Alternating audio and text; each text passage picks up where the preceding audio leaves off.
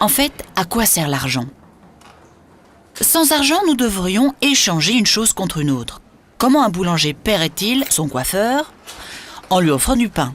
Mais si le coiffeur n'en voulait pas, comment serait-il payé ? Tout deviendrait très compliqué. C'est pourquoi l'argent a été créé. Il facilite le commerce. Aujourd'hui, 17 pays de l'Union européenne utilisent l'euro comme monnaie.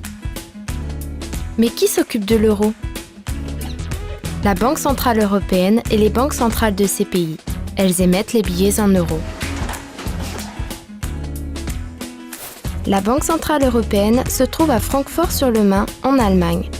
Chaque pays a sa propre banque centrale nationale. En France, la banque centrale s'appelle la Banque de France. Son siège se trouve à Paris.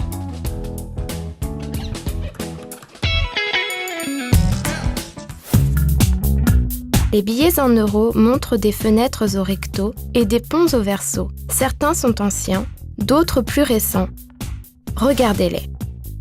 5 euros, 10 euros, 20 euros, 50 euros, 100 euros, 200 euros et 500 euros.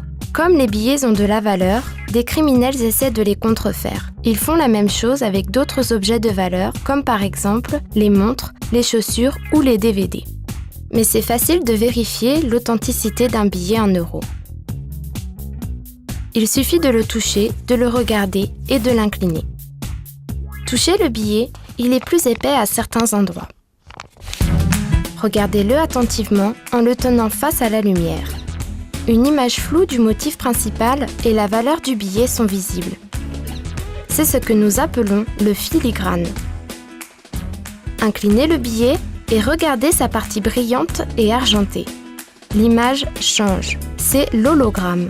Sur certaines parties du billet, vous pouvez voir le symbole de l'euro et le chiffre de la valeur au même endroit. Il n'est donc pas difficile de vérifier les billets. Je vous dirai plus tard où vous pouvez trouver d'autres informations sur les billets en euros.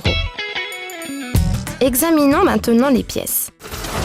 Elles comportent une face européenne commune qui montre des cartes de l'Europe. Et elles ont une face nationale, chaque pays l'ayant illustrée avec un personnage célèbre, un monument ou un symbole. En France, certaines pièces montrent un arbre entouré par la devise républicaine « Liberté, égalité, fraternité » et les 12 étoiles du drapeau de l'Union européenne.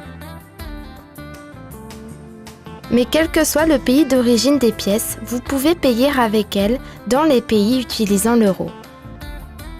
Maintenant, vous en savez assez pour jouer au rallye euro. Faites franchir à Alex divers obstacles en ramassant des pièces et des billets sur le parcours. Mais il ne doit pas tomber dans l'eau. Plus vous donnez de bonnes réponses, plus vous obtenez de points. Jouez en ligne, vous pouvez gagner un prix. Auf die Plätze, fertig, los! La Banque centrale européenne organise des jeux concours rallye euro dans différents pays. Celui-ci a eu lieu à Francfort en juin 2009. Des équipes se sont affrontées et les gagnants ont reçu des prix des mains du président de la Banque centrale européenne. Vous aimeriez jouer ? Allez sur www.euro.ecb.eu et jouez. Informez-vous régulièrement sur l'euro en consultant le portail de l'École de l'euro sur le site internet de la Banque centrale européenne.